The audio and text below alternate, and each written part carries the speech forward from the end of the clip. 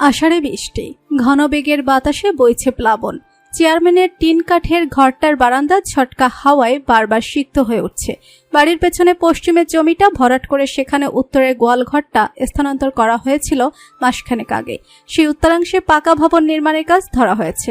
বৃষ্টির প্রতুলতার কারণে কাজ বন্ধ রাখা আছে 3 দিন যাবৎ। এই ধারা শেষ হওয়ার যেন নামই নেই। পারভিন বারবার দরজা খুলে বৃষ্টির গতি দেখছে। মেয়েটা স্কুলে, ছুটির সময় হয়ে গেছে। গত 2 দিন বাড়িতে ছুটি কাটালেও আজ সকালে বৃষ্টির বেগ কিছু কম থাকায় স্কুলে যেতে আগ্রহী হয়েছে অর্পা। ঘরে বসে বসে বড্ড বিরক্ত হয়ে পড়ছিল। আফজাল হোসেন তো কোনো প্রয়োজনেও মেয়েকে ছাড়তে চায় না বৃষ্টি বাদলায়, তবুও জেদ করে গেল। মায়েরও চিন্তা হচ্ছে, ছেলে দুইটাও বাড়ি নেই যে একটু পাঠাবে তাকে নিয়ে আসার জন্য। মেয়েটা জ্বর বাঁধাবে নিশ্চিত, বৃষ্টিতে ভিজলেই জ্বর চলে আসে, তবুও কথা শোনানো যায় না। কি হয় 2-4 দিন স্কুল মিস করলে? এরই মধ্যে বড় ছেলে ইফতেখার দীপু চলে আসে মোটরসাইকেলে চড়ে। শার্ট প্যান্ট ভিজে লেপটে আছে শরীরের সাথে। শ্যাম কালো গায়ের রং কেমন ফ্যাকাশে সাদাব হয়ে আছে, নিশ্চিত অনেকক্ষণ যাবৎ ভিজছে। মাকে দরজায় দেখতেই জিজ্ঞেস করে, এখানে দাঁড়িয়ে আছো কেন? অর্পার জন্য চিন্তা হচ্ছিল। মেয়েটা বৃষ্টিতে ভিজলেই জ্বর চলে আসে। এখন তো চিন্তা আমার আরো বাড়ল। তোর এই অবস্থা কেন? কতক্ষণ যাবৎ ভিজেছিস? অনেকক্ষণ। ইচ্ছে করছিল একটু ভিজি, অনেকদিন পর ভেজা হলো। হ্যাঁ ভালো, সব একত্রে পড়ে থাক বিছানায়। আর একটা তো আছেই খেলার পাগল। ইফতেকার নামতে গিয়েও নামেনি মোটরসাইকেল হতে। পুনরায় স্টার্ট করে বলল, অর্পা আসেনি না? যাই নিয়ে আসি। তোর যেতে হবে না, পোশাক পাল্টা ঘরে এসে। আসছি, বেশিক্ষণ লাগবে না। আধভাঙা কাদামাক্ত রাস্তা।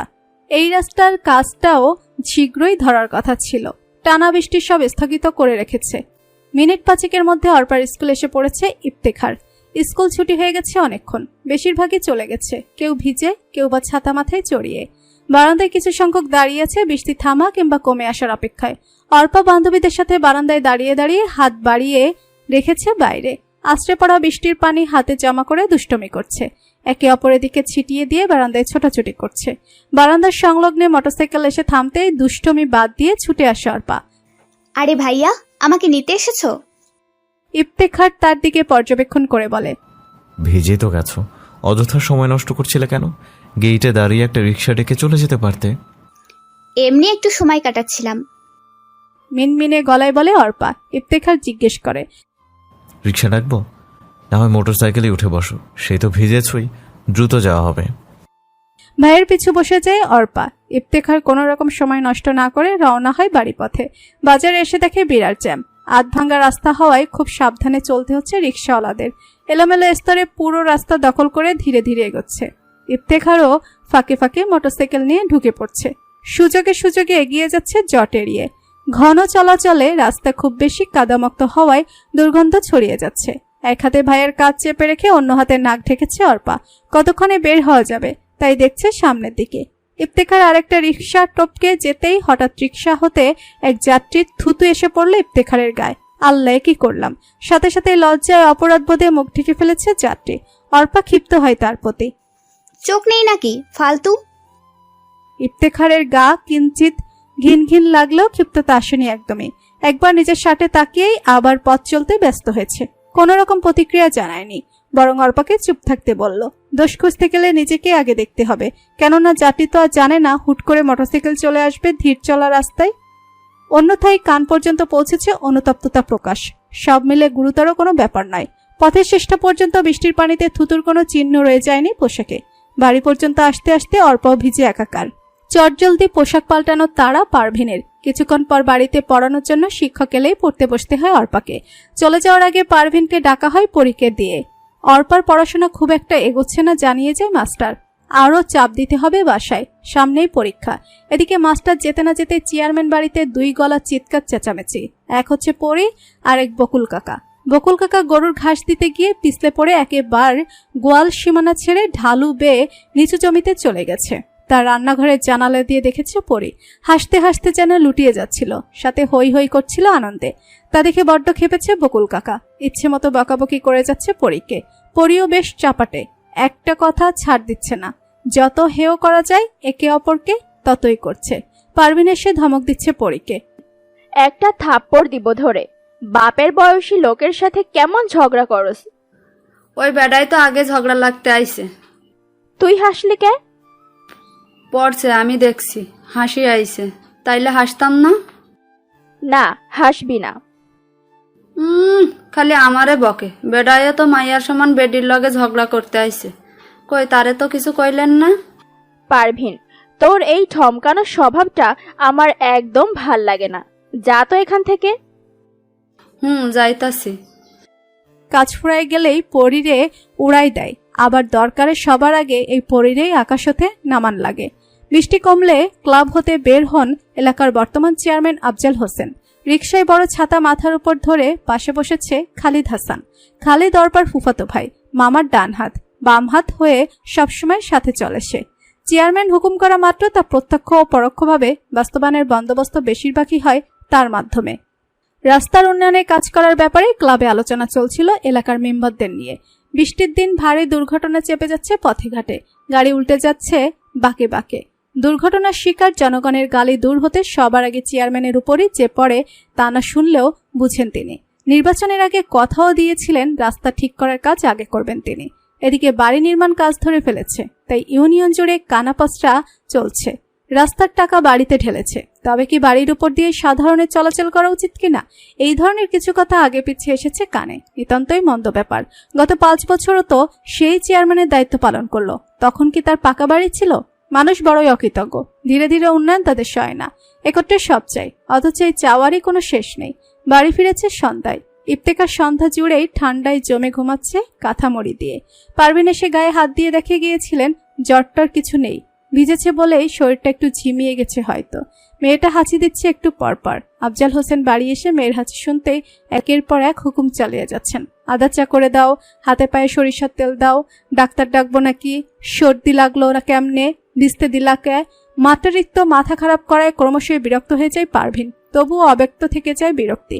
মেয়ে পাগল বাবা, অল্পতেই স্ত্রীর উপর গলা উঁচু করেন মেয়ের কিছু হলে। চাপা বিরক্তি নিয়ে সরিষার তেলে রসুন ছেড়ে দিয়েছে পারভিন। পরি এসে দাঁড়িয়ে আছে পাশে। বাটিতে তেল তুলে দিলেই গরম তেল নিয়ে চেয়ারম্যান কাকার ঘরে যায় পরি। কাকা, আপাই কিন্তু পড়ে না ঠিকঠাক, অথচ সামনের সপ্তাহে পরীক্ষা, মাস্টারে কইয়া গেল। আফজাল হোসেন কিছু বলার আগেই ভুরু কুচকে অর্পা বলে, তোকে কে বললো পণ্ডিতি করতে? যা বলছি এখান থেকে। আফজাল হোসেন মেয়েকে থামায়।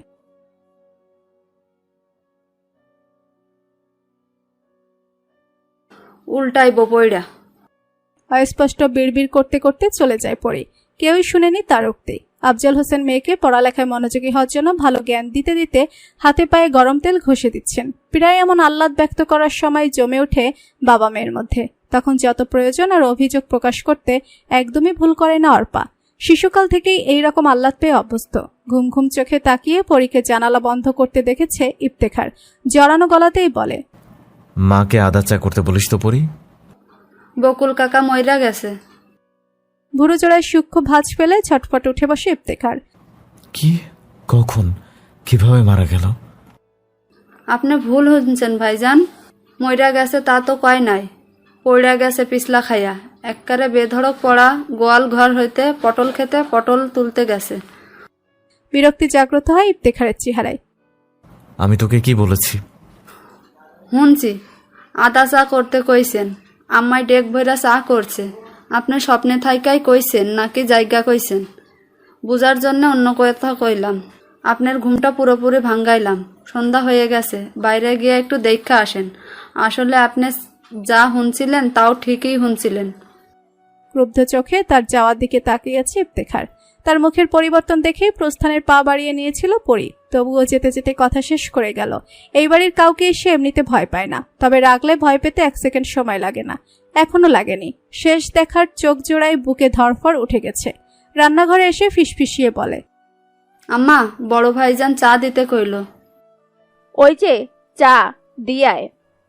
আমি পারতাম না, মাফ করেন। যেই রাগা রাখছে আমার উপর। কে? কি করলি আবার?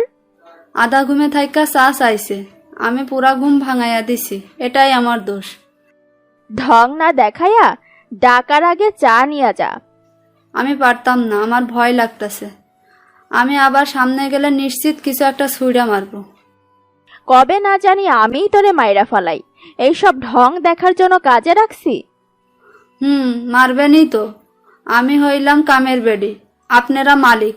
দোষ করলে আর না করলে মার দেওয়াটা আপনাকে অন্তত দোষের কিছু হইতো না। চোখের উপর আঁচল চেপে দিয়ে মেঝেতে বসে যায় পরি। একটা কিছু বললে চোখের পানি নাকের পানি সব এক করে আবেগ ছড়াতে আসে। প্রচুর পরিমাণে বিরক্ত হয় তখন পারভিন। এখনো হচ্ছে, ইচ্ছে করছে সত্যি মেরে বসুক। এতদিন যাবৎ কাজ করছে, কে মেরেছে তাকে আজ অব্দি মাছ ভাজাটা হয়ে এলেই চুলা বন্ধ করে কাপে চা ঢেলে নেয় পারভিন। হুহু কুহু করতে করতে আঁচল সরিয়ে আবার এদিকে উকি দেয় পরি। আপাতত বড় ভাইজানের ঘরে চা দেওয়া হতে তার বেঁচে যাওয়া চাই কোনোভাবে। 3 কন্যা জননী মজিদা 3 মেয়েকে সংসারে পাঠিয়েছে কিশোরী বয়সে। বয়স তত না গড়ালে অভাব এবং একাকিত্বেই যেন বৃদ্ধা হয়ে উঠেছে। বিধবা জীবন চলে, স্বামীর আধভাঙ্গা ঘরখানায় থাকে, জমি হতে কিছু ফসল তুলতে পারে, মেয়েরা মাঝে মাঝে কিছু দেয়। পরম করুণাময়ের করুণায় এতেই জীবন চলে। না খাইয়ে রাখেন না তিনি বান্দাকে। সপ্তাহখানেক আগে এক যুবতী এসে ভিড়েছে তার ঘরে। এক আত্মীয়ের পরিচয় আরেক আত্মীয়, দূরাত্মীয়। মেয়েটাও নাকি তার মতো একাকী জীবন পার করছে। এই গ্রামে এসেছে কোনো কাজের ব্যবস্থায় নিয়োজিত হতে, পড়ালেখা জানা আছে, সুযোগ পেলেই কোনো সংস্থায় জড়িত হয়ে যাবে। দূরাত্মীয় বলেই অপরিচিত এই গ্রামে তার কাছে এসেছে। মজিদার ঘরে থাকার নিমিত্তে স্বল্প পরিমাণে কিছু ভাড়াও প্রদান করবে। খালাম্মা ডেকেই যেন মন জয় করে নিয়েছে মজিদার। ভাঙা ঘরে ভাড়া তো কেউ থাকতে আসবে না, কিন্তু মেয়েটা ভালো ঘরের ভাড়া প্রদানও করতে পারবে না, তাই তার ভাঙা ঘরই প্রয়োজন।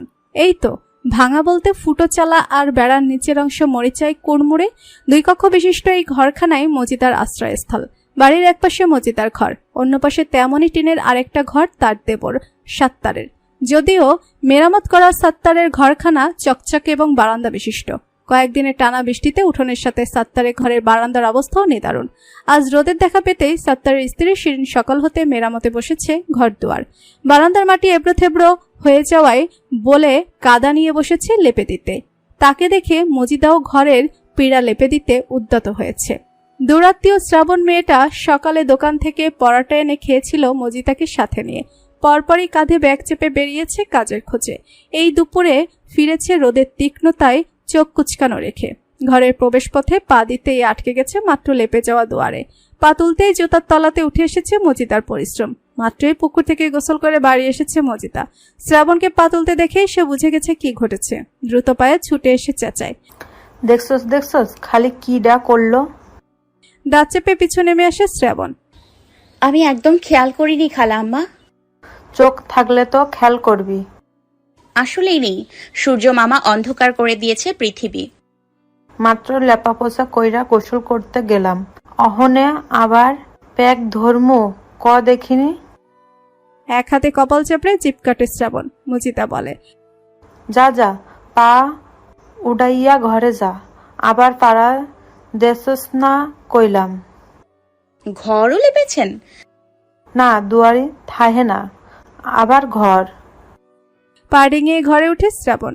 ব্যাগ রেখে বেরিয়ে এসে এবার ভালো করে দেখে কতটা বিনাশ করেছে। 2 পায়ের ছাপে উঠে এসেছে অনেকটাই, সৌন্দর্যই নষ্ট। জুটি করা চুল খোপায় বেঁধে নেয় শ্রাবণ। উঠোনে কাপড় মেলে দিচ্ছে মজিদা। শ্রাবণ এগিয়ে এসে বলে, খালাম্মা কাদা অবশিষ্ট নেই, দিন ঠিক করে দেই আমি। থাক তুই পারতি না, কালগা দিমুনে। পারবো, আমি তো গোসল করিনি এখনো, এইটুকু করেই গোসলে যাই। ঘরের কোণে পলিথিনের উপর কাদা দেখিয়ে দিলে শ্রাবণ তা নিয়ে ঠিক করে দেয় মজিদার দুয়ার। তা দেখে অপর পাশ থেকে শিরিন বলে, ভালোই তো কামের, আমার দুয়ারখানা লেপ্পা দিব কাডা। হাসে শ্রাবণ। মেয়েটার হাসি বড্ড সুন্দর, চেহারাও ভারী সুন্দর। উজ্জ্বল গায়ের রং দেখলে আন্দাজ করা যায় শিক্ষিত মেয়ে। কথাবার্তা চালচলন মার্জিত। শিরিনের প্রত্যুত্তরে শ্রাবণ বলে, দিতে হবে নাকি, আসবো? না থাক, শেষ হয়ে গেছে। কান্তা কোথায় চাচি, কলেজে গেছে? হ তুই কইতে আইলা? এই তো একদিনেই একটু বেরিয়েছিলাম। পরপরই মজিদার উদ্দেশ্য বলে, খালাম্মা পেরেছি কিনা দেখবেন না? ঘরের কোণে বাকিটুকু কাদা রেখে দেয় পুনরায়। মজিদা কাছে এসে দেখে, হ সুন্দর হইছে, রূপে গুণে ভরা মাইয়া, আল্লাহ বাসাই রাহুক, একটা ভালা জামাই জুটুক। আরে বাবা, এত দোয়া একসাথে করলে হয়? পোলা থাকলে তোরে রাইখা দিতাম বেডি। হাসে শ্রাবণ, বলে, তাই এখন কয়েকটি চটের ছালা দিন তো দেখি। ছালা দিয়া কি করবি? কলতলায় বেড়া দিব, পুকুরে গিয়ে গোসল করতে লজ্জা লাগে আমার। এত লোকজন থাকে না, খোলামেলা পরিবেশ। দিন দিন আপনার এই সুবিধা করে দিই একটা, আমারও ভালো হবে তাতে। ঘরে জমা করা চটের বস্তা বের করে দেয় মজিদা। ঘরে ধান উঠলে এগুলো কাজে লাগাতো। মেয়েটা যখন চাইছে নিষেধ করেনি। কলতলার একপাশে ঘরের বেড়া আছে, তাই একটা খুঁটি আর গাছের সাহায্যে বাকি 3 দিক ঘেরাও করে ফেললো চট বেঁধে। এবার স্বাচ্ছন্দ্যে গোসল করতে পারবে বলে বিশ্বাস শ্রাবণের। কল চেপেই বালতিতে পানি নিয়ে গোসল সারতে বিকেল হয় শ্রাবণের। খালাম্মার এই বালতিতেও ছোট্ট ফুটো ছিল, একদিকে পানি ভরলে আর একদিকে অর্ধেক ফুরিয়ে সারা। শ্রাবণ তাতে টেপ লাগিয়েছিল। এখানে আসার দ্বিতীয় দিন ভেবেছিল গোসল সেরেই কান্তার কাছে যাবে গল্প করতে। দেখা গেল তাদের ঘরে অতিরিক্ত মেহমান, তাই আর ওদিকে যায়নি। চাচির বারান্দা বুঝি এবার নষ্ট হওয়ার পথে, যদিও চট বিছানো আছে প্রবেশ পথে। শ্রাবণ মজিদাকে জিজ্ঞেস করে, তাদের ঘরে কে এলো গো খালাম্মা? দেখতে আইছে কান্তারে। ও, বিয়ে দিয়ে দিবে শীঘ্রই বুঝি? দেখাইতাছে তো, পারলেই সারা। যা দিনকাল, পোলাপান স্কুল কলেজ গেলেই নাগর ধরে। শ্রাবণ কথায় মজা পেয়ে হাসে। আচ্ছা খালাম্মা, আপনাদের এলাকার চেয়ারম্যান কেমন? ভালো সুযোগ সুবিধা দিচ্ছে তো? দেখাই তো ভালাই, ভিতরে শয়তানি। পোলাপানরেও যা বানাইতাছে। কেন, চেয়ারম্যানের ছেলেরা ভালো না? আরে হুদ্দা শয়তান, জেনে যাই হাঙ্গামা শুরু করে। কায়ুমডারে একেবারে যা মায়ের মারলো, ঝগড়া লাগাইয়া কোনো বিচারই করলো না চেয়ারম্যান। কাইয়ুমকে? কান্তার বড় ভাই। ও, হতেও তো পারে যে মার খেয়েছে, দোষ তারই। আরে না, জানোস না, এই কয়দিন আগেও খেলার মাঠে গিয়া ঝগড়াঝাটি বাধাইলো। 2-3 ডারে মাইরা নাক মুখ দিয়া রক্ত বাইর কইরা ছাড়ছে। ক্ষমতা হ্যাগো, বুঝোস না? বুঝলাম। রাস্তার কাজ চলছে রূপনগর গ্রামের। চেয়ারম্যানের ছেলেরা স্বয়ং দাঁড়িয়েছে সবটা ঠিকঠাক চলছে কিনা তা দেখতে। বাজারের দিকটায় বেশ ভিড়। একে তো তাদের লোক, অন্যথায় বাজারে ক্রেতা বিক্রেতার সমাগম। কাঁধে ব্যাগ নিয়ে পথ পেরিয়ে যাচ্ছিল শ্রাবণ। একটু থেমে থেকে দেখেও নেয় কাজের গতিধারা। কম হলেও অর্ধশত লোক নামিয়েছে দ্রুত কাজ সম্পন্ন করার লক্ষ্যে। রাস্তা আগের তুলনায় বড় হবে মনে হচ্ছে। রাস্তা ঘেঁষা আলগা দোকানগুলো তুলে দেওয়া হয়েছে বাজার ঘেঁষা চরের দিকের জমি বালুতে ভরাট করা মাঠে। শ্রাবণ আবার চলতে থাকে। রাস্তার পাশে বাহারি ফুল গাছের ভ্যান। কি সুন্দর ফুল ফুটে আছে এক একটা গাছে। শুভ্র বেলিতে নাক ছিঁয়ে চোখ বন্ধ করে ঘ্রাণ নেয় শ্রাবণ। চোখ খুলেই দেখে নিচে একটা ঝড়ে পড়া। শুভ্রতা মলিন হওয়ার পথে ভ্যানওয়ালাকে বলল, মামা, এটা নিলাম। হ্যাঁ। মাথা নেড়ে সায় দেয় ভ্যানওয়ালা। সঙ্গে আবদারে বলে, খালা, একটা গাছই নিয়ে যান। ভ্যানের বিপরীত পাশেই একটা মোটরসাইকেল দেখা। মোটরসাইকেলের কাছে এসে আয়নাটা বাঁকা করে দেয় নিচের দিকে। ঝরে যাওয়া বেলি ফুলটা কানে গুজে দিতে দিতে বলে, যেদিন আমার একটা বাড়ি হবে সেদিন নিব মামা, আজ না। আচ্ছা, তাইলে নিয়েন। কানে ফুল গুজে চুলটাও ঠিক করে নিল সে। পরক্ষণে আশেপাশে তাকায় কেউ দেখেছে কিনা। আবার তাকে দেখেছে তো ঠিকই। 4-5 জন সদস্যের মাঝে দাঁড়িয়ে থাকা ইফতেখারকে দেখলেও তারই দিকে তাকিয়ে আছে, কানে মুঠোফোন চেপে। থমথমে ওই চোখে তাকিয়ে শ্রাবণে বুঝতে অসুবিধা হলো না যে ইনি মোটরসাইকেলের মালিক, তাই এমন প্রতিক্রিয়া ব্যক্ত করে আছেন তার দিকে। অনুমতি না নেওয়ার বিপরীতে শ্রাবণ মিষ্টি করে একটা হাসি দিয়ে চলে যায় সৌজন্যতায়। এতে অন্তত অনুমতি না নেওয়াটা দোষ বলে ধরে রাখবেন না। মূলত আয়না ঘুরিয়ে নেওয়ার সময় সেই থমথমে অক্ষিদয় এদিকে পড়েছিল। বাড়ি ফেরার আগে একটু মাঠে পা রাখে শ্রাবণ। বাতাসে ঢেউ খেলে যাওয়া বালির চর। রাস্তার দিকের আলগা দোকানগুলো এদিকেই তুলে দেওয়া হয়েছে। এর বাইরেও মোটামুটি দীর্ঘ আয়তনের খোলা মাঠ। কিশোর বাচ্চারা এই রোদেলা হাওয়ায় অকারণে ছোটাছুটি করছে। শ্রাবণ হাঁটতে হাঁটতে নদীর ধারে আসে। পাড় সৃষ্টি করে ভরাট করা হয়েছে চরটাকে, যা এখন নদী হতে অনেক উঁচুতে। পাড় ঘেঁষে সারি সারি কাশবনের সৃষ্টি হচ্ছে। শরৎ এলেই তাদের সবুজ ডাগায় শুভ্রকেশ গজাবে। মৌসুমের মৌ যেন এক একটা ফুল। এই যে সেও বোধহয় এক মৌসুমী ফুল, যার কানেও লেগে আছে আরেক ফুলের অস্তিত্ব। বেলের ঘ্রাণ এখনো যেন নাকে ধাকাচ্ছে বাতাসের বেগে বেগে। মাথার ওড়না পরে উড়ো চুলের খোলামেলা হচ্ছে বিনা অনুমতিতে। কখনো পাল্টা ধাক্কায় মুখে এসে লাগে কিছু, কখনো উদর্য বেগে ছুটে যেতে চায় পিছু বাঁধন ছেড়ে। শ্রাবণ কিছুক্ষণ সময় শান্ত চোখে তাকিয়ে থাকে অশান্ত নদীর স্রোতে। ওই দূরে নদী, পারাপারের নৌকা দেখা যাচ্ছে ঘাটে। মাঝপথে যাত্রীবাহী নৌকাটি বড্ড বিপাকীয় অবস্থায় হেলে দুলে লড়ছে বাতাসের সাথে। বর্ষাকাল মানেই ভর ভর নদী, তার উপর তীব্র বাতাস আর স্রোতের প্রতিকূলতা। তবুও খাটুনিতে অবসর টানে না মাঝি। নৌকা ভিড়বে কি ওপারে? নিজের প্রতিচ্ছবি হঠাৎ নৌকায় কেন দেখা যায় এভাবে? পরক্ষণে বাড়ি ফেরার জন্য পুনরায় পথ ধরে। কাছাকাছি এসে কান্তাকে পেয়ে যায় রাস্তায়। এই মেয়েটার সাথে অল্প সময়ে গভীর ভাব জমে উঠেছে শ্রাবণের। অবসর পেলেই সে গল্প করতে চলে আসে শ্রাবণের কাছে। বয়সও বড় হয়, আপু আপু বলে ডাকে, কিন্তু ভাবটা পুরোই বন্ধুসুলভ। শ্রাবণকে নাকি তার বড্ড ভালো লাগে, তাই ছুটে চলে আসে। কিন্তু এই মুহূর্তে শ্রাবণকে দেখে একদমই কোনো উল্লাসিত প্রতিক্রিয়ায় ভাসেনি মুখাবয়াবে। নিজের মতো পথ চলছে অবিরত। কলেজ ছুটি হলো? মলিন মুখে কান্তা মাথা নাড়ে। শ্রাবণ নির্দ্বিধায় প্রশ্ন তোলে, মন খারাপ নাকি? হ্যাঁ, কিছুটা। আমার তো মনে হচ্ছে অনেকটা। কি হলো? হয়নি, তবে হতে দেরিও নেই, বুঝি। হয়নি, আবার দেরি নেই। কিঞ্চিত চিন্তিত হয়ে যায় শ্রাবণ। গতদিনের ঘটনায় আকস্মিক বলে ওঠে, তোমার বিয়ে ঠিক হবে? এ তো ভারী খুশির ব্যাপার। একদমই না। সে কি, কেন? এখন বিয়ে করতে চাও না, নাকি ছেলে পছন্দ হয়নি? কোনটা? ছেলে দেখিনি। তবে জানি না। ভীষণ বিষণ্ণতায় চেহারায় ধারণ করে হনহনে পায়ে বাড়িতে ঢুকে যায় কান্তা। শ্রাবণ চিন্তিত ভঙ্গিতে বুড়ু টানা দেয়, পা বাড়ায় খালাম্মার ঘরের দিকে। কি একবার পা ফেললো কাদায়। এখন যতবার বাইরে থেকে ঘরে যায় কিংবা ঘর থেকে বাইরে আসে ততবারই ধোকা খায়। নিজের উপর হেসে পা ডিঙিয়ে ঘরে উঠে সে। নিজেদের ঘর হতে বোরকা ছাড়িয়েই আবার এই ঘরে শ্রাবণের কাছে ছুটে আসে কান্তা। একটু আশপাশ তাকিয়ে দেখে যেটি নেই ঘরে। তখনকার অব্যক্ত ব্যাপারটা শ্রাবণকে জানানোর জন্য সঙ্গে সঙ্গেই বলে, আপু, আমি জানি। সকালে নাস্তার পর এক কাপ চা নিয়ে বারান্দায় বসেছেন আফজাল হোসেন। দৃষ্টি সম্মুখে একটা পাকা ঘরের কাজ চলছে।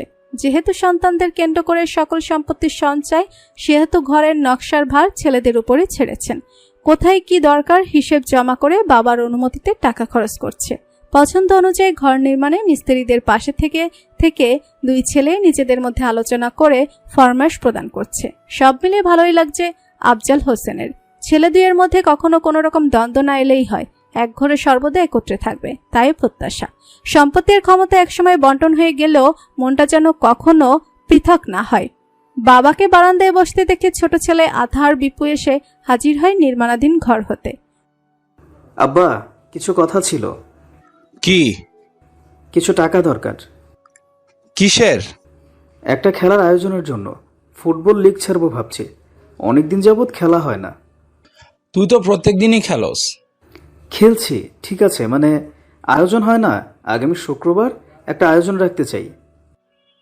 এক রাস্তার কাজ ধরছি, আরেক বাড়ির কাজ ধরছি, টাকা উঠতেছে না।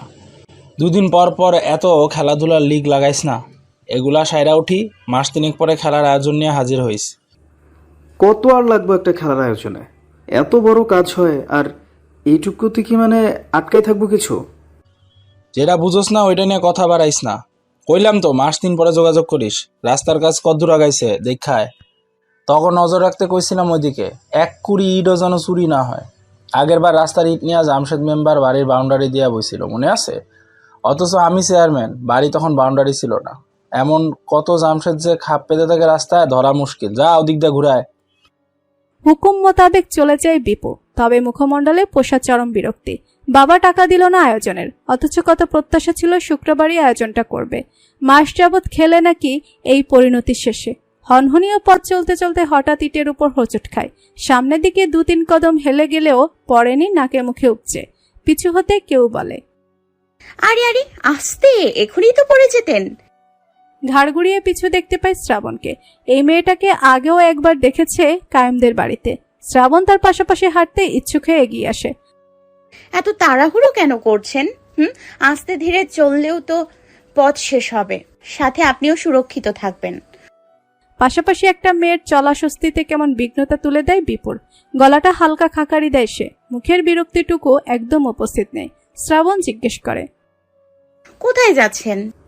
এদিকেই রাস্তা নির্মাণ কাজে ইট চুরি যায় কিনা তা দেখার দায়িত্ব আমার উপর অর্পণ হয়েছে। দায়িত্ব পালনে যাচ্ছি। তাই চেয়ারম্যান বাড়ির ওদিকে নজর রাখবেন। বুড়োর মাঝে হালকা ভাঁজ পড়ে যায় বিপুর। কেন? চেয়ারম্যান বাড়িতে নাকি পাকা দালান উঠছে রাস্তা নির্মাণের সঙ্গে সঙ্গে। যদি কোনোভাবে রাস্তার নাম করে আনা ইট এই দালানে গেঁথে যায় তো? মানে আপনি কি বলতে চাইছেন? আরে খেপে যাচ্ছে নাকি? আমি তো কিছু বলতে চাইছি না। আমি হচ্ছে দুদিনের জন্য আসা এই গ্রামের অতিথি। লোকমুখের সন্দেহ আপনার সাথে শেয়ার করলাম আর কি। দায়িত্বে যখন আছেন আপনি, যাই হোক, আর একটা হেল্প করতে পারবেন? কোন ব্যাপারে? কবিরাজ বাড়িটা দেখিয়ে দিতে পারবেন একটু? আমার এখন সময় নেই। আমরা মানুষরা এই কথাটা একদম ভুল বলি। সময় আমাদের ঠিকই থাকে, কিন্তু ব্যবহার করতে ইচ্ছা বোধ করি না। এই যেমন আপনি এখন চাইলে একটু হেল্প করতে পারেন, প্লিজ। আপনাকে হেল্প করে আমার কি লাভ? শ্রাবণ কিঞ্চিত ভাবুক হয়ে পড়ে। লাভ? সব ক্ষেত্রে লাভ কেন খুঁজতে হবে? আমিও তো আমার লাভে আসিনি, একজনের উপকার করতে এসেছি। আপনিও কি এখানে লাভ লস না খুঁজে পারেন না?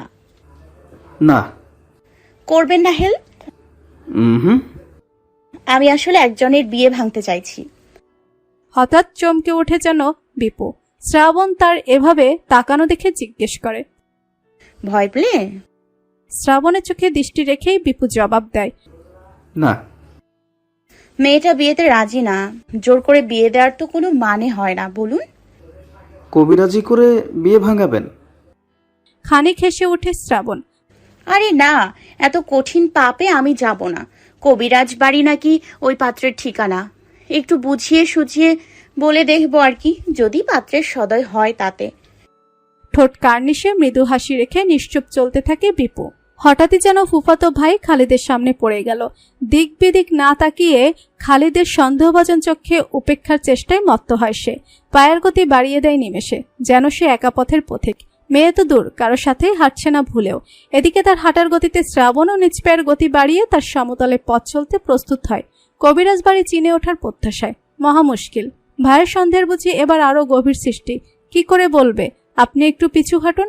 আমার ভাই তাকিয়ে আছে আমাদের দিকে, তবুও বিড়বিড়িয়ে বলার চেষ্টা করে, আপনি একটু আস্তে হাঁটুন।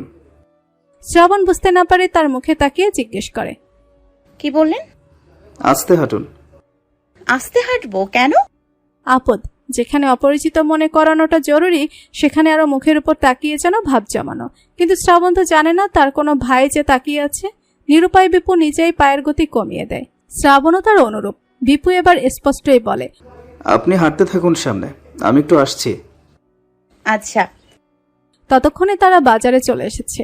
রাস্তার বিপরীত পাশে বিপু যায় নির্মাণ কাজের দেখাশোনার দায়িত্বে থাকা লোকদের সাথে কথা বলতে, কাজ ঠিকঠাক হচ্ছে কিনা জিজ্ঞেস করেই আবার শ্রাবণকে পাঠানো পথে যায়। সবচেয়ে বেশি বিরক্তিকর এই খালিদ ভাই। তুই এসেছিস কাজে নজর রাখতে, সেখানে ভাইয়ের উপর নজর রাখা কি দরকার? অদ্ভুত। এতক্ষণে বাজারের সীমা অতিক্রম করে যায় শ্রাবণ। বিপু পিছু ডাকে শেষ প্রান্তে দাঁড়িয়ে। শ্রাবণ ফিরে আসতেই বলে, আর যেতে হবে না, এই যে এটা কবিরাজ বাড়ি। ও ওকে, ভীষণ ধন্যবাদ। হুম। বাড়ি দেখিয়েই পিছু পথে ফিরতে শুরু করে বিপু। শ্রাবণও তার সাথেই চলতে শুরু করেছে এবারও। আরে আপনি ফিরে আসছেন কেন? দেখলাম তো, এইটাই না? হ্যাঁ এইটা, কিন্তু যে কাজে এসেছেন তা করতে যাচ্ছেন না কেন? কাজ তো আমি এখনই করব না, চিনতে এসছি, চেনা হয়েছে ব্যাস, তাই চলে যাচ্ছি আবার। ও আচ্ছা। আর আপনি এই করে পিছু ডাকছিলেন, এটা কোন ধরনের অভ্যাস? কাউকে ডাকতে হলে নাম জানলে নাম ধরে ডাকবেন, নয়তো পুরুষ মহিলা ভেদে বয়সের তারতম্যর ভিত্তিতে আপু ভাইয়া আঙ্কেল আন্টি কিছু তো একটা সমাধান করতে পারেন। আসলেই বোধহয় রাস্তায় এভাবে পিছু ডাকাটা ঠিক হয়নি, তাই কিঞ্চিত লজ্জাবোধ হলো। শ্রাবণকে প্রত্যুত্তরে বলল, সরি। ইটস ওকে, পরের বার খেয়াল রাখবেন। আপনি তো আমার বয়সে বড় বলে মনে হচ্ছে না। নাম কি আপনার? আমি বর্ষাকালে শ্রাবণ, ঋতু ভেদেই আসি আবার চলে যাই। বিপু ঈষৎ হাসির ঠাঁই দেয় মুখে। শ্রাবণ জিজ্ঞেস করে, আপনার নাম? আতাহার বিপু। বাড়ি এদিকেই? চেয়ারম্যান বাড়ি। ও, তবে তো চেয়ারম্যান সাহেব আপনারই প্রতিবেশী। যাক, দায়িত্ব দিয়ে প্রতিবেশীর হাক ভালোই বরাদ্দ করছেন তিনি। সম্পর্কে কি ডাকেন? চাচা, দাদা? আব্বা। মানে? বিস্ময় বিহব্বল হয়ে যায় যেন শ্রাবণ। বিপু চলতে চলতে তার বিস্মিত মুখে তাকিয়ে বলে, আমি চেয়ারম্যানের ছোট ছেলে। ইন্নানিল্লাহ, তখন আমি কার সামনে কি বলছিলাম? স্বাগতিক করতে করতে পায়ের গতি দ্বিগুণ বাড়িয়ে নেয় শ্রাবণ। আরে কি আর তেমন বললেন, এত জোরেই বা হাঁটছেন কেন? পড়ে যাবেন তো আবার আমার মতো। শ্রাবণ থামে না, বিপু হাসে। শ্রাবণ যথাপথে ফিরে গেলেও সে বাজার পর্যন্তই আটকে থাকে নির্মাণ কাজ দেখতে। রোদের আড়াল হতে মসজিদের সামনে ছাউনিতে দাঁড়িয়ে আছে বিপু।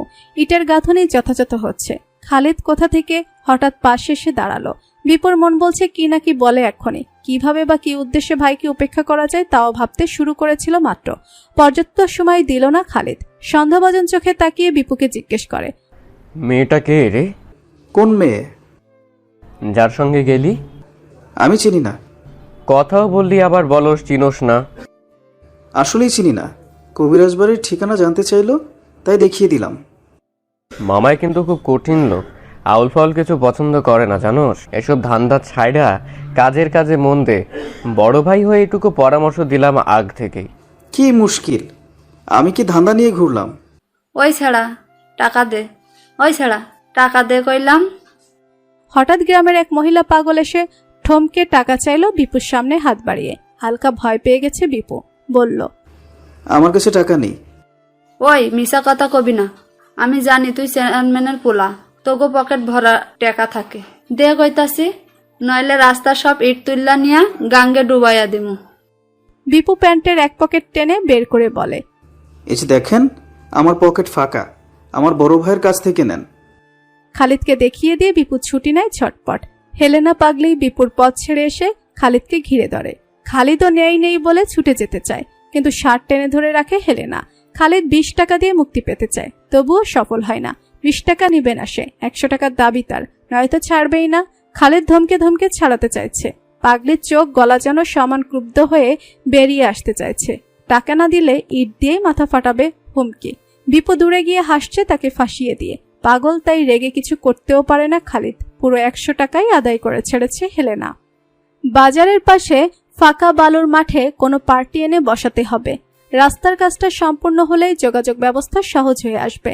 একটা ভালো পার্টিকে ধরতে পারলে মাসে মাসে প্রচুর ভাড়া পাওয়া যাবে।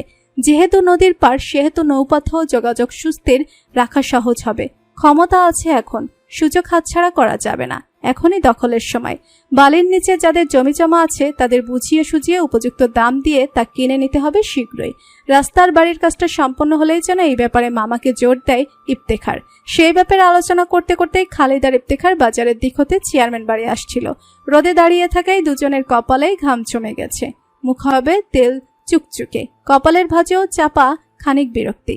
ইফতেখার নিশ্চুপ শুনতে শুনতে পা বাড়াচ্ছিল। ব্যাপার মন্দ বলেনি ভাই, ভালো পার্টি জোগাতে পারলে অনেক লাভবান হওয়া যাবে।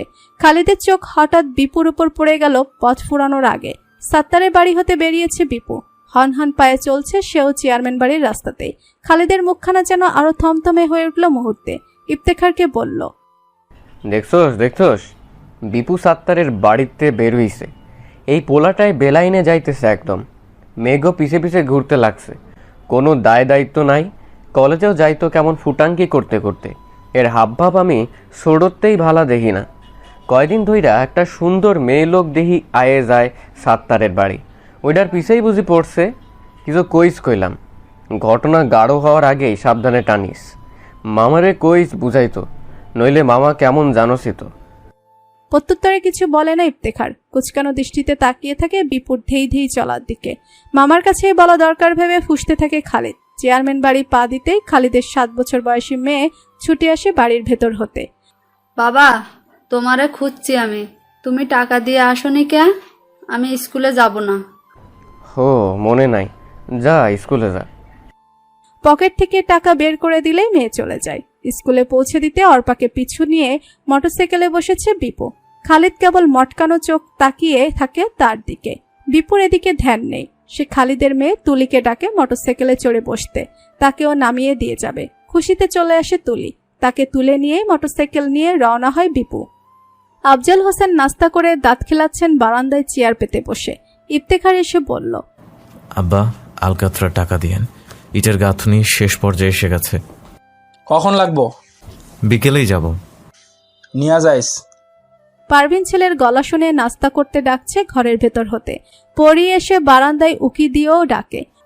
ভাইজান, নাস্তা করতেন হাত মুখ ধুইয়া। শুনেছি। পরি খালিদের দিকে তাকিয়ে বলে, এই খালিদ ভাই, ভাবি রাঁধছে তো বাড়ির, নাস্তা কইরা বাইর হইছেন তো, নইলে আপনিও আইতেন। খালিদ জবাব দেয় না তার। মামার সাথে কথা বলা দরকার বালির মাঠের ব্যাপারে। পরি ঠোঁট উল্টে পারভিনের কাছে যেতেই পারভিন শাসানো চোখে তাকিয়ে বলে, তোরে কি আমি বলছিলাম খালিদের বউ বাড়িতে রাঁধছে নাকি তার খবর নিয়ে আইতি? বলছি খালিদ আইলে তারেও সাধিস নাস্তা করতে। কথাবার্তা ঠিক করিস, নইলে কপাল মন্দা। জন্মাইছি মন্দা নিয়া, এখন আর কপালে ভালা তো স্বপ্নেও দেখি না। এত বেশি কথা আমার একদম পছন্দ না কিন্তু পরি। আমি মানুষটাই সকলের অপছন্দের। জবাব দিয়ে সাথে সাথেই পারভিনের দৃষ্টির আড়ালে চলে যায় সে। কথার পিঠে কোনো কথা না রাখলে যেন তার বাকশক্তির জীবদ্দশা বৃথা যায় বরাবরই। পেছনের দিকে দরজা খুলে দেখে গোয়ালা যাচ্ছে ভারী ওজনের বালতি বহন করে। সে গলা ছাড়ে, ও গোয়ালা ভাই, গোয়াল হতে নেন তো খাটি ডাই। বাজার পর্যন্ত যাইতে যাইতে দুধে পানি মেশান না পানিতে দুধ মেশান? তুই কোনটা কিনবি ক দেখি। আমি কিনতাম না, কাকাই কিন্তু চেয়ারম্যান, বুঝা রাখেন। যদি নালিশ পাই কোমরে দড়ি দিব পুলিশ ডাইকা। ধুর বেটি, সকালবেলায় তোর অলক্ষণে মুখ না দেখলেই বাঁচি। আমি অলক্ষণে? তাইলে আপনার কপাল খারাপ। আমি প্রত্যেক দিন এনে আইয়া খাড়াই থাকমু আপনি যাওয়ানোর সময়, বুঝা রাখেন। গোয়ালা কদম আলী আর পিছু বলে না কিছু। ঘর হতে ইফতেখারের গলা আসে, পরি, নাস্তা দিবি নাকি? আইতাছি ভাইজান। পরবর্তী দিন দুপুরের দিকে পুনরায় সাত্তারের বাড়ি আসে বিপু। ঝিরে ঝিরে বৃষ্টি পড়তে শুরু করেছে বাড়ি হতে বের হওয়ার পর। ছাতাটাও নিয়ে এলো না, ঝপাঝপ নামলেই দৌড়াতে হবে। যে কাজে এসেছে তা না করে গেলেই নয়। বড্ড সংশয় পুষে দাঁড়িয়ে আছে এই বেলা। গতকাল উকিঝুঁকি দিতে গিয়ে সাত্তার কাকার সামনে পড়ে গিয়েছিল সকালবেলা। দুপুরে তো তিনি কর্মস্থলে থাকেন, তাই সুযোগের সদ্ব্যবহার করতে আসে এই সময়। কিন্তু কাঙ্ক্ষিত মানুষকে পাওয়া যাচ্ছে না দৃষ্টির সীমায়।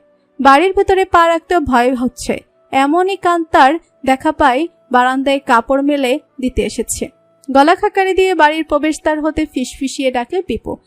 কান্তা। কান পর্যন্ত পৌঁছাতেই ওদিকে দৃষ্টি গাঁথে কান্তা। বিপুকে দেখেই বিরক্তিকর ভাবে ভুরু কুচকে যায় তার। বিপু হাতে ইশারা করে ডাকে এগিয়ে যেতে। কান্তা মেজাজি গলায় বলে, না। আয় না, একটু কথা আছে। পারতাম না এতে, আমার পায়ে ব্যথা। চেহারায় বিরক্তি ও হতাশা বাঁধে বিপু। পরক্ষণে বলে, শ্রাবণ যে, উনি বাড়িতে আছেন? কে? একটু কথা আছে, ডেকে দে। পারতাম না। ঠমক যোগে উত্তর করে ঘরে চলে যায় কান্তা। তার থমকানোর কারণে বিপুর রাগ হয়। ইচ্ছে করে এক্ষুনি একটা ঠুসি মেরে আসতে মাথায়। বেয়াদব মেয়ে একটা, কিভাবে যে শ্রাবণের কাছে পৌঁছাবে। চাচিরা কেউ দেখলে কি নাকি জিজ্ঞাসা করতে থাকে, কি নাকি মনে করে, আবার গালমন্দ শুরু করে। যতই হোক, উদ্দেশ্যটা তো ওনাদের ধারণায় গালমন্দ করার মতোই। তাই যেন আরো সাহস পাচ্ছে না। চলেই যাবে নাকি? মিনিটখানেক পরেই হন হন পায়ে ঘর থেকে বেরিয়েছে কান্তা। সোজা চলে গেছে তার জেঠির ঘরে। পুনরায় বেরিয়ে আবার হন হন পায়ে গেছে নিজেদের ঘরে। যাওয়ার আগে ক্রুব্ধ চোখে একবার বিপুকেও দেখে গেছে। বিপু যেন আশার আলো খুঁজে পেল। ফিরে যাওয়ার চিন্তা বাদ দিয়ে অপেক্ষা করতে লাগলো, যার অবসান কয়েক সেকেন্ডের মধ্যেই হয়েছে। পেট ভরে মাত্র ভাত খেয়ে সেরেছে শ্রাবণ। মাথায় ওড়না তুলে ঢেকুর তুলতে তুলতে এগিয়ে আসে রাস্তার কাছাকাছি। আকাশে তাকিয়ে ঝিরিঝিরি বৃষ্টির অবস্থা বুঝে নেয় চলতে চলতে। ও, আপনি ডেকেছেন নাকি? হ্যাঁ, কেমন আছেন? এই তো আলহামদুলিল্লাহ। আচ্ছা, মজিদা কাকি আপনার কি হয়? খালাম্মা। কেমন খালাম্মা? খালাম্মা আবার কেমন হয়? না মানে আপন নাকি অন্য কোনো আত্মীয়? খালাম্মার বোন খালাম্মা। হ্যাঁ, বুঝতে পেরেছি, দুঃসম্পর্কের। কিভাবে বুঝলেন? অধরের বাঁকে মৃদু হাসিয়ে এলিয়ে দেয় শ্রাবণ। জি, এজন্যই ডেকেছেন? আপনার জন্য প্রস্তাব নিয়ে এসেছি। তাই? কিসের প্রস্তাব? প্রেমের প্রস্তাব। বাবা, কিন্তু আমি তো প্রেমের প্রত্যাশা করছিলাম না। হয়তোবা আগে থেকে তো ভাবিনি, তবে কি ভাবলে বলা যায়। ইচ্ছে আছে মনে হচ্ছে। ইচ্ছে রাখাই যায়। ঠাট্টা জুড়ে খিলখিলিয়ে হেসে ওঠে শ্রাবণ। পরক্ষণেই বলে, তবে আমি ভেবেছিলাম আপনি কোনো কাজের অফার নিয়ে এসেছেন আমার জন্য।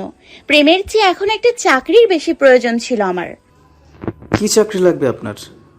বললেই পাবো। পাবেন কিনা জানি না, চেষ্টা করে দেখতে পারি। আমার ইচ্ছে ডাক্তার হওয়ার, কিন্তু আমি মেডিকেলে পড়তে পারিনি।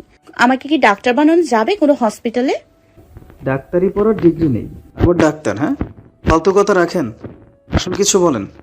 আপনি আমায় ফালতু বলতে পারলেন?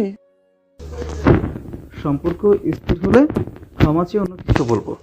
আপাতত আমাকে এটা জানান যে আপনি তো এমনিতেই বেশ রূপবতী, আবারও শিক্ষিত একটা মেয়ে। কোনো বয়ফ্রেন্ড আছে কি? দুই নৌকায় পা দিয়ে চলার যাত্রী নিতে দ্বিধা, এক নৌকার জন্য সৎ যাত্রী চাই। কপালে আঙুল চেপে হেসে ওঠে শ্রাবণ। আপনি কথা বেশ ভালো বলতে পারেন। আপনার কথার কারণেই প্রেমে পড়ে যাবে মানুষ। তাও একটা গুণ নিজের আছে বলে গর্ববোধ করছি। এখন আপনার মনের খবরটা বললেই বড় ধন্য হই। দুই নৌকায় পা রেখে চলার যাত্রীও আমি নই, ওকে? আর প্রস্তাবের ব্যাপারটা? বলেছি না, ভাবতে হবে। প্রস্তাবপত্র? ভাঁজ করা একটা কাগজ সামনে এগিয়ে দেয় বিপু। মুখে চাপা হাসি নিয়ে একবার বিপুর দিকে তাকায় শ্রাবণ, আবার কাগজটার দিকেও তাকায় পরপর দুইবার। সত্যি সত্যি প্রস্তাব? মিথ্যে কেন বলতে যাব? তাও তো কথা, নিতেই হবে। নেওয়ার জন্যই তো দিলাম। একটু ভেবেই যেন পত্রটা গ্রহণ করলো শ্রাবণ। সন্তুষ্ট চিত্তে বিপু প্রস্থান করতে চায় এবার। শীঘ্রই জানাবেন কিন্তু। হাতের মুঠোয় কাগজ চেপে চলে যায় শ্রাবণও। কাগজটা নিয়ে ঠিক করলো না ভুল করলো, দ্বিধা কাজ করছে মনে, তবুও পড়ে দেখতে ইচ্ছুক। ঘরে পা রাখতেই মজিদা খালাম্মা জিজ্ঞেস করেন, ক্যাডে ডাকছিল রে শ্রাবণ? চেয়ারম্যানের ছেলে বিপু। কেন? কেন গো, কেন? ওই যে চাকরি খুঁজছিলাম, হয়তো উনি কোনো ব্যবস্থা করে দিতে পারবেন। দিব কইছে, দেখা হুন্না যাস। ফিসফিস করে মজিদা। স্মিত হেসে সম্মতিতে পলক ফেলে শ্রাবণ। পাশের রুমে গিয়ে কাগজ মেলে পড়ে, কিছু সরল বাক্যে প্রেমে পড়ার আহ্বান। শ্রাবণকে প্রথমবার দেখতেই তার চোখে লেগে গেছে। মন যে কখন ছুঁয়ে নিল চোখের লাগাটুকু তা বুঝতেই পারেনি। প্রেম টেম জীবনে হয়ে ওঠেনি, এবার নাকি মন বলছে প্রেম করো। খোলা ও বন্ধ চোখের পর্দায় লেগে থাকা ছবিটার সাথেই প্রেম করো। মানুষ ছবির মতো কিভাবে হতে পারে? শ্রাবণের মুখে অজান্তেই হাসি ফুটে ওঠে, কিন্তু মনে ভর করে এক ফালি সংশয়। পত্র যে নিল, এবার কি দিবে তার উত্তর? বিকেল থেকে আবারও নেমেছে আষাঢ়ের ঢল। আগামীকাল হতে পিচ ঢালাইয়ের কাজ ধরা হতো রাস্তায়। এরই মধ্যে আবার কাজের স্থগিতের ঘোষণা আকাশ কর্তৃক। ওদিকে চেয়ারম্যানের ঘরের কাজও সাময়িক স্থগিত। প্রথম তলার ছাদ ঢালাইয়ের কাজটা এই সুবিধার দিনে সেরে ওঠা গেছে। এরপর ভেতরের কাজ বৃষ্টিতে করতেও সমস্যা হবে না। ইটের গাঁথনি চলবে ছাদের কারণে একটু বিরতি নিয়ে। ঝড় হলেই সমস্যা। বাতাসের বেগে যদি কাঁচা গাঁথনিতে পানি এসে যায়, এইটুকু সংশয় মাত্র, অন্যথায় সমস্যার কিছু দেখা দিবে না বলে আশাবাদী। বারান্দায় হেঁটে হেঁটে খাড়া ঢল দেখছেন আফজাল হোসেন। বালির মাঠের ব্যাপারটা নিয়ে শীঘ্রই আলোচনা সভায় বসতে হবে। খোলা মাঠে খোলা সভা করবে অত্র জমি জমার মালিকদের সাথে। কারোই তেমন বেশি অংশ নেই। অল্প স্বল্প জমির সমন্বয়ে বড় চর ছিল। নদী ভাঙনের কারণে অনেকের জমি হারানোর পথে ছিল। নির্বাচনের পরপরই তিনি পাট তৈরি করে দিলেন। জনগণ খুশি হলো। এরপর আরো দুর্দশার শিকার হলো। বৃষ্টির পানি জমে এটা এক বিলের মতো তৈরি হলো। এখন কি ফসল করা বাদ দিয়ে মাছ চাষ করবে? তবে এই বিল যখন ভরে গিয়ে পানি চারিদিকে নামতে থাকবে, তখন মাছ কোথা থেকে পাবে? একদিকে রাস্তায় পানি উঠে তা ঘরবাড়ির দিকে নামতে শুরু করবে, অন্যদিকে মাছ সহ নদীতে গড়িয়ে যাবে। তার উপর এত গভীরতায় গ্রামের বাচ্চা কাচ্চাদের নিয়েও সমস্যা।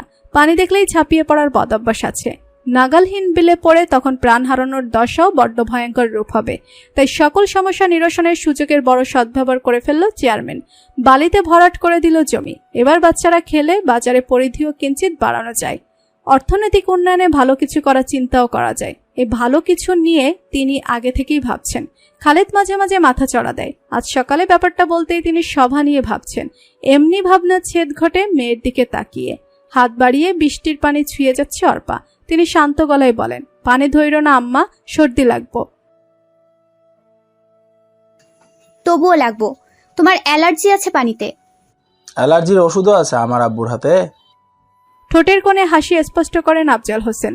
মেয়ে তার বড়ই আদরে। এমন সব কথাবার্তা দিয়েই যেন আদর কেড়ে নেয় সর্বদা। এই অসময়ে ভিজে বাড়ি আসে পিপু। বৃষ্টি শুরু হয়েছে, বেশিক্ষণ হয়নি, কিন্তু ছেলে ভেটকি মাছের মতো সাদা হয়ে এসেছে, চামড়াও কুঁচকে যাচ্ছে যেন। অনেকক্ষণ যাবৎ ভিজেছে, বোঝাই যাচ্ছে। বারান্দায় দাঁড়িয়ে মাকে ডাকে বিপু, গামছা আর পোশাক দিয়ে যাওয়ার জন্য। অর্পাকে শুরুতে বলেছিল যেতে, অলস মেয়ে পরীকে ডাকতে শুরু করেছে এখানেই দাঁড়িয়ে থেকে। পরী কখন আকাশ থেকে নেমে আসবে আর কখন তার পোশাক পৌঁছাবে, তাই মাকেই ডাকে বিপু। আফজল হোসেন থমথমে চোখে দেখেন ছেলেকে। বাবার এমন নীরব তাকিয়ে পর্যবেক্ষণ করা ক্রমশই অস্বস্তি তুলে মনে। তবুও দাঁড়িয়ে মৃদুবেগে কাঁপতে থাকে। পারভিন চোখ গরম করে এসে প্যান্ট আর গামছা ছুড়ে দেয়। কোত্থেকে আইসোস? মুখে হাসি জাগিয়ে সে উত্তর করে, নদীতে নামছিলাম একটু। একটু না, বেশি নামছোস। চেহারায় জানাই সব। নিজের কাপড় চোপড় নিজে ধুইয়া দিবি, এক্ষুনি দিবি, বুঝছস? পরি আছে মা, তোমার চিন্তা করতে হবে না। পরি তোকে 14 পোশাক ধোয়ার জন্য নাই, তারে এক পোশাক ধোয়ার জন্য রাখা হইছে। ধামড়া হয়েও যখন বারবার পোশাক পাল্টাস, নিজের কাজ নিজে কর। ভেতরে চলে যায় পারভিন। বিপু চুপচাপ শরীর মুছে নিতে মনোযোগ দেয়। বারান্দার এক কোণে চেপে থাকে বাবার আড়াল হতে। পোশাক পাল্টানোর পর আফজল হোসেন ডেকেই বসেন ছেলেকে। কিছু হাত রেখে লম্বা বারান্দার মাঝামাঝিতে অবস্থান করে বলে, খেলাধুলা তো আছেই, ঘোরাফেরাও বড্ড বেশি করতেছস। খালিদ কি কয় এগুলা? কি আব্বা?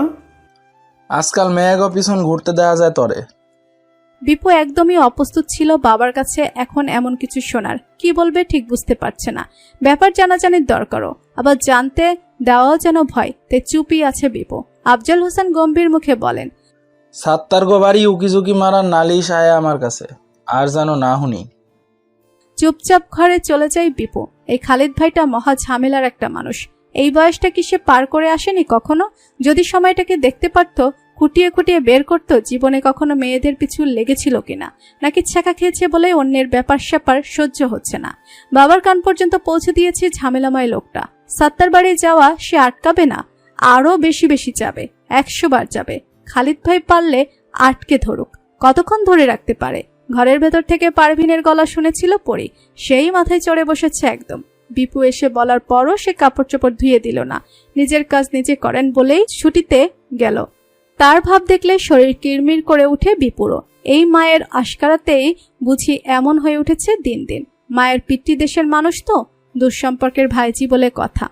সকালে ব্যাগ ভর্তি বড় একটা রুই মাছ আর টাটকা সবজি নিয়ে এলে মজিদার প্রাণ উল্লাসিত হয়ে উঠে যেন। যেখানে সে 1 কেজি 2 কেজি করে চাল সংগ্রহ করে দোকান থেকে, মেয়েটা সেখানে গত পরশু 1 বস্তা চাল নিয়ে এলো ঘরে। সে এখানে থাকছে, খাবারটা ক্রমশই বেশি লাগে। কাজেই এতদিন 2-1 কেজির পরিবর্তে 5 কেজি চালের পলি টানত। বহুদিন পর ঘরে বস্তা উঠতেই আবেগে আপ্লুত হয়ে পড়েছে মজিদা। মেয়েটা বড্ড ভালো। নিত্যকার আহার ব্যবস্থা 4 গুণে ভালো কাটছে তার প্রতিদিন। আজ বাজারের ব্যাগটা হাতে দিতেই আবেগ জড়ানো গলায় বলে, এমনি কাজকাম পাস না, কত পয়সা খরচ করতেছস? রিজিকের মালিক আল্লাহ, যতদিন স্বার্থে কুলাবে প্রয়োজনে ব্যয় করতে একদম কার্পণ্য করব না। এই যে আপনি একটু ভালো খেতে পেরে দিন রাত হাসছেন, আমার ভালো লাগছে তো। এককালে ভাবলে মনটা কয় তুই আমারই না হওয়া মাইয়া, কিন্তু আফসোস এই রূপ আমার নাই, তাই মাইয়া কইয়া দাবি করতে পারি না। ঈষৎ হাসি জন্মে শ্রাবণের ঠোঁটে। মজিদা মাথায় হাত বুলিয়ে বলে, আল্লাহ তোরে বহু টাকা পয়সা দিক, ভালো একটা কাজের ব্যবসা শীঘ্রই কইরা দেখ। খালা, তুই আমারে ঘর ভাড়া দেস না? কেন, টাকা লাগবে না আপনার? না, টাকা দিয়া আমি কি করমু? এই যে খাইয়া বাঁচতাছি, জীবন কাটলে এইটাই একমাত্র প্রয়োজন। এটুকু ছাড়া আর টাকার কোনো প্রয়োজন নাই। আচ্ছা, সেটা পরে দেখা যাবে। যান যান, চুলায় আগুন দিন, এবার একটু রান্না বান্না করে গিন্নি বেশ ধারণ করি। আয় আয়। ছাতা গুটিয়ে পরবর্তী প্রহরটা চুলোর পাশেই কাটিয়ে দেয় শ্রাবণ। বাইরে যখন তখন ধারার গতি বেড়ে ওঠে। মজিদার ঘরের কোণে আলগা চুলায় রান্নাবান্না চলে প্রাত্যহিক। একটু সুবিধা পেলেই শুকনো ডাল পাতা কুড়িয়ে বস্তা জমা করতে ব্যস্ত হয়ে যায় মজিদা। আগুন না পেলে খাবে কি? প্রায় সকাল সন্ধ্যা 2 বয়সের রমণীর মধ্যে কত রকম কেচ্চা কাহিনীর আসর জমে যায়। শ্রাবণ বেশি আগ্রহী হয় মজিদার কিশোরীকালের গল্প শুনতে। তখনকার দিনগুলো কেমন ছিল, রীতি রেওয়াজ কেমন চলতো, কি ছিল যা এখন নেই। এসব গল্পই তাকে টানে বেশি। নাস্তা সেরেই শ্রাবণ দুয়ারে দাঁড়ায় আকাশপানে তাকিয়ে। আকাশের কি এমন দুঃখ যে দিনরাতি কাঁদতে থাকে তা ভেবেই হাসি এলিয়ে দেয় ঠোঁটের কোণে। মনের কোণে জন্মায় আফসোস, এই যে জমিনের খেটে খাওয়া মানুষগুলোর আয় বন্ধ হয়ে আছে মেঘের অভিমানের কারণে, তার পোষণ ভরণ করবে কে তা নিয়ে একটু ভাবনায় মত্ত থেকে বৃষ্টির গতিতে মনোযোগ দেয়। এই তো ছমছম বৃষ্টির শুরু। খালাম্মাদের উঠোনের মাটির সব পুকুরে গিয়ে জমাট বাঁধতে দেখছে প্রতিনিয়ত চোখের সামনে। ওদিকে ফসলের মাঠও ডুবে যাচ্ছে কিছু কিছু। নিচু জমিগুলো নাকি তলিয়েই যায় বর্ষায়। উঁচুতে কিছু শিরদাঁড়া হয়ে থাকে, চাষিদের নিঃস্ব না করে। শ্রাবণ আষাঢ়ের সাথে খেলতে নেমে যায় বিনা পরিকল্পনায়। ওড়নাটায় মাথা সহ ঢেকে মজিদা খালার দুয়ার ছেড়ে ট্যাপা পায়ে ছুটে যায় কান্তাদের বারান্দা ধরার নিমিত্তে। বারান্দায় আশ্রিত হতেই মাথায় হাত দিয়ে দেখে আষাঢ়ে গল্প কতটুকু সিক্ত করে তুলতে পেরেছে শ্রাবণের গল্পকে। অতঃপর ঘরে উকি দিয়ে মৃদুস্বরে বলে, চাচি কান্তা কোথায়? হ্যার ঘরেই আছে। শ্রাবণ ভেতরে প্রবেশ করে কান্তার রুমে যায়। উদাসিনী কান্তা জানালার কাছে হাঁটু জড়িয়ে বসে বৃষ্টি দেখছে বাইরে। মনটা বড্ড খারাপ। মনের ভারে হাসতেও জানে না শ্রাবণকে দেখে। নির্লিপ্ত চোখ জোড়া কেবল ঘুরে তাকায়। মেঘবালিকার মনে এত মেঘ জমা কেন? মেঘলা দিনে ভূমিতেও মেঘের ঘন ঘটা করলে বৃষ্টির অভিমান হবে না বুঝি? সে তো এসছেই শুষ্কতায় সিক্ত টানতে। ভিজছো? পুরোপুরি না, ভাবলাম তোমাকে ডেকে যাই। একা ভিজতে মজা নেই। আমার ইচ্ছে করছে না ভিজতে। গোসল করবে না পণ করেছো? ছি ছি, গোসল ছাড়া আমি থাকতেই পারি না। কাজের যত দেরিই হোক 2 মগ পানি হলেও আমি মাথায় ঢেলিনি। চলো তবে, দারুণ বৃষ্টি নেমেছে বাইরে, মন ভালো হয়ে যাবে, কথা দিচ্ছি। মলিন মুখে হাসি ধরার বৃথা চেষ্টা করে কান্তা। হবে না। শ্রাবণ হাত টেনে বলে, অবশ্যই হবে, মনের মালিন্যতা সব ধুয়ে যাবে। চলো তো। শ্রাবণের টানকে আর উপেক্ষা করতে পারে না। তার পছন্দের একজন মানুষ শ্রাবণ, অল্পতেই মিশুক ও হাসি খুশির স্বভাবের। শ্রাবণকে অনুসরণ করে কান্ত মাথায় ওড়না তুলে নেমে গেছে উঠোনে। রাস্তা থেকে সরাসরি উঠোন দেখা যায় না, নয়তো বোরকা ছাড়া বাড়ির বাইরে পা রাখাও মায়ের কড়া বারণ।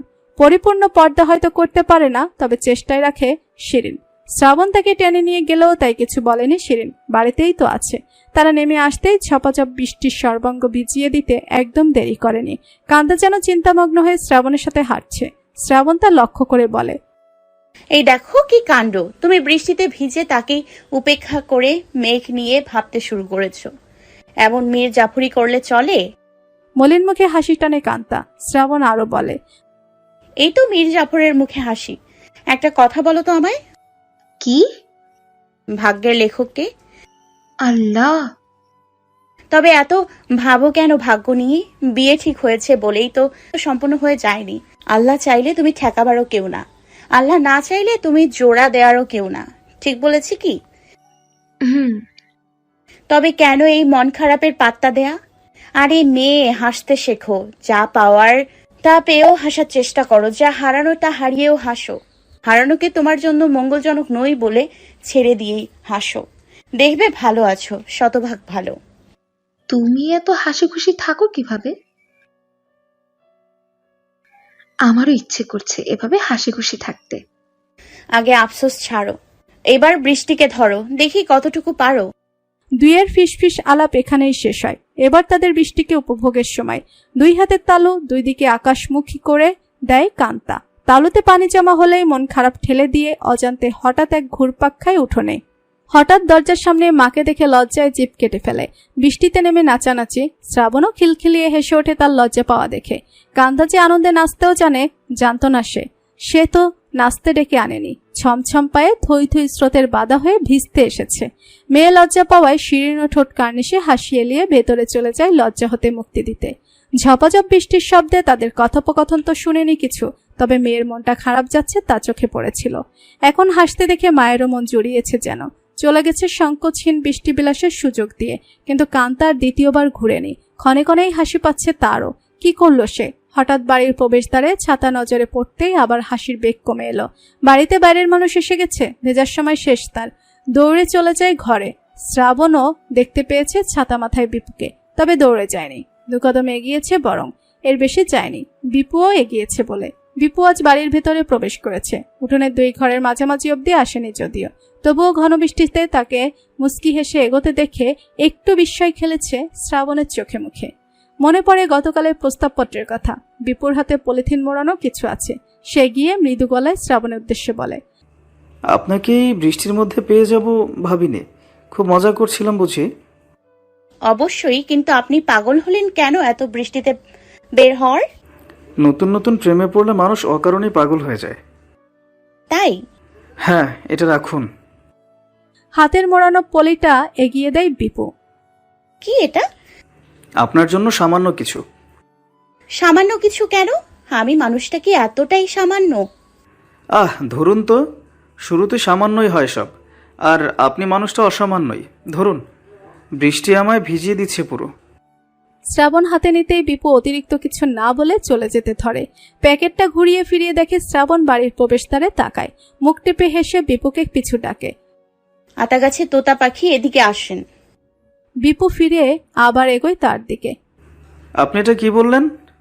আপনার নাম? এটা আমার নাম না। কিন্তু আমার এটাই ডাকতে ভালো লাগলো। যাই হোক, আপনার চকলেট, ফুল আর কোক আপনার কাছে রাখুন, আর আমাকে এর সমমূল্যের অর্থ প্রদান করুন। প্যাকেটটা পুনরায় বিপুর হাতে ধরিয়ে দেয় শ্রাবণ। বিপু নিজের হাতে তাকিয়ে থেকে বিস্মিত হয়। মানে হচ্ছে, এইগুলোর পেছনে যা খরচ করেছেন তত টাকা আপনি আমাকে দিয়ে যেতে পারেন। আশ্চর্য! টাকা কেন দিব? আপনি কি টাকার জন্য প্রেম করবেন? আপনি তবে আমাকে ফুল, চকলেট এগুলো দিচ্ছেন কেন? আমি কি চকলেটের জন্য প্রেম করব? ফুল, চকলেটের সাথে টাকার তুলনা কি? হ্যাঁ, এগুলো তো শখ করে দেওয়া হয়েছে, কিছু উপহার, মন ভালো করার ওষুধ। এই ঔষধে আমার কাজ নেই তো। চকলেট খেলে দাঁত নষ্ট, ফুল নিলে কালকেই ফেলে দিতে হবে। এই কোকেও আমার মন পড়ে নেই, সবই অহেতুক মনে হচ্ছে, তাই টাকা দিলে দেন। টাকাই আমার মন ভালো করার ঔষধ। মহা মুশকিল তো, আমি টাকা আনিনি কোনো। টাকা ছাড়াই প্রেম করতে এসছেন? প্রেমিকা এখন এই বৃষ্টি বাদলায় বাদাম খাওয়ার আবদার করলে আপনি কোথায় যাবেন? যান, এগুলো যেখানে থেকে কিনেছেন সেখানে ফেরত দিয়ে টাকা নিয়ে আসুন। আমি আপনার জন্য আর একটু দাঁড়াচ্ছি এখানে। ধুর, আপনার প্রেম করতে হবে না, লোভী মেয়ে একটা। আমি যদি লোভী হয়ে থাকি তবে আপনি ছ্যাচড়া। প্রেম কেন করতে আসেন? তার আচরণে ক্রমশ বিরক্ত একটা ভাব ফোটাতে চেয়েছে বিপু, তবুও যেন হাসি এসে যেতে চায়। আর কোনো কথা না বাড়িয়ে কপালে সামান্য বিরক্তির ভাব ধরে রাখতে চেষ্টা করে চলে যায় সে। শ্রাবণ মুখে ট্যাপা হাসি বিদ্যমান রেখে দাঁড়িয়েই থাকে। বৃষ্টিতে ভিজে, চোখ বুজে আকাশমুখী হয়ে থাকে। কপালে শিলার মতো আছড়ে পড়ে বৃষ্টির ফোঁটা, অবিরত গড়িয়ে ভিজিয়ে দেয় সর্বাঙ্গ।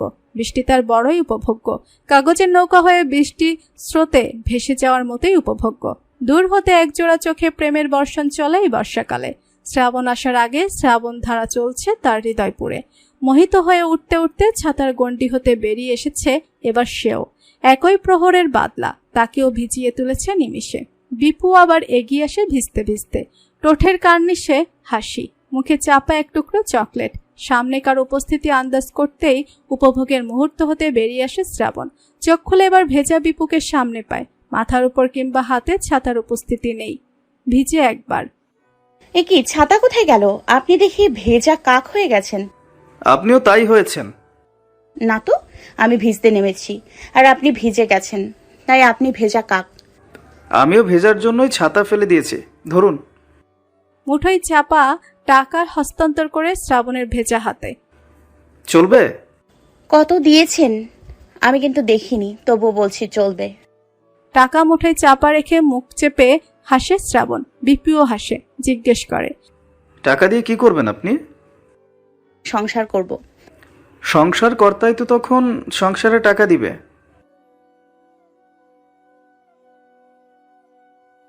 বেশ ভালো, এগুলো রাখুন। আপনি না খেলে আপনার বোনকে দিবেন, সে আর দাঁত নষ্ট হওয়ার ভয় করবে না। মাঝে মাঝে উপকারে এগিয়ে আসবে কিছু দিলে। ঠিক আছে, ধন্যবাদ। আবার আসবেন। এলেই কি? বসতেও তো বললেন না।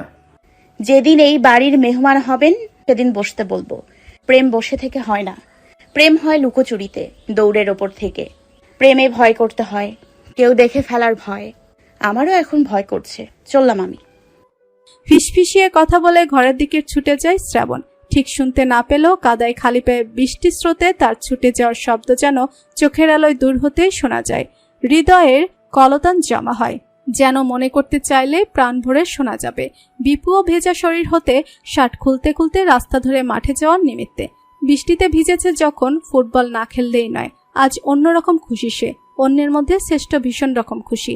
এই খুশির সূত্র ধরেই সর্বোচ্চ খুশি হওয়া পর্যন্ত যেন ছুটে যাওয়া হয় এই প্রত্যাশা বিপুর মনে। প্রেম হোক তবে গোপনে গোপনে। 2 হাতে 2 ছাতা নিয়ে বাড়ি ফিরেছে ইফতেখার দীপু। পারভিন ছেলের দিকে ফ্যাল ফ্যাল চোখে তাকিয়েছে উঠোন পার হওয়া অবধি। বারান্দায় পা রাখতেই শুধায়,